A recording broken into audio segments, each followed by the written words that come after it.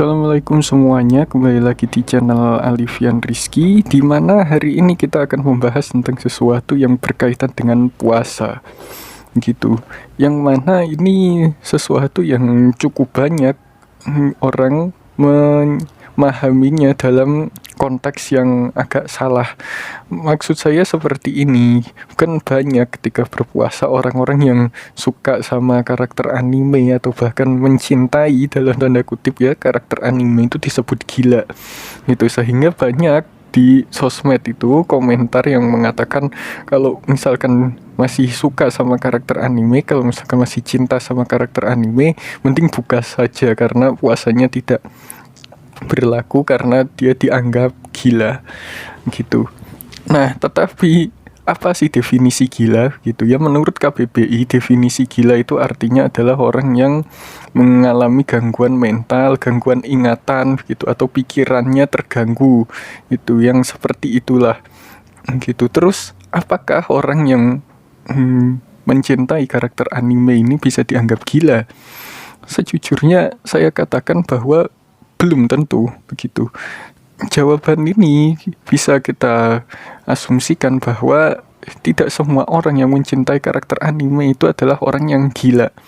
Sekarang begini, saya kasih contohnya begitu ya, bahwa ketika ada orang yang berpacaran atau mungkin udah menikah begitu ya, Anda tanya begitu, kenapa Anda memilih yang ini begitu, kenapa bukan yang itu, kan sama-sama cowok, sama-sama cewek. Kalau misalkan jawabannya untuk bereproduksi dan lain sebagainya, lah memangnya orang lain nggak bisa, memangnya perempuan lain tidak bisa bereproduksi, memangnya laki-laki lain tidak bisa menghasilkan sperma, kan seperti itu pertanyaannya begitu. Lalu kenapa yang dipilih itu begitu?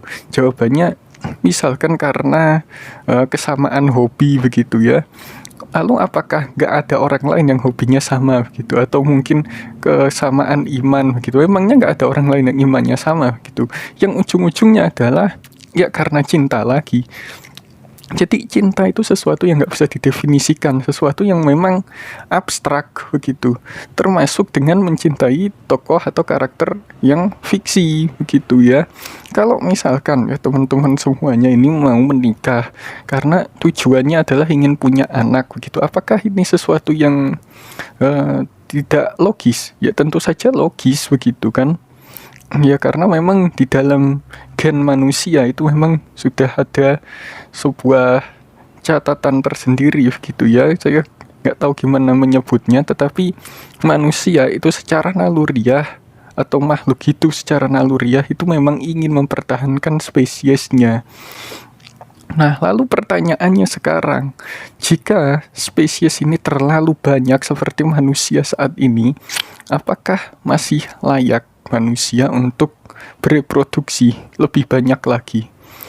Ya, itu jawabannya saya serahkan kepada kalian ya, tetapi yang bisa kita pahami di sini bahwa belum tentu orang yang mencintai anime itu disebutnya gila, karena orang ya, misalkan seorang laki-laki mencintai perempuan, apakah itu bisa disebut gila? Kan tidak begitu.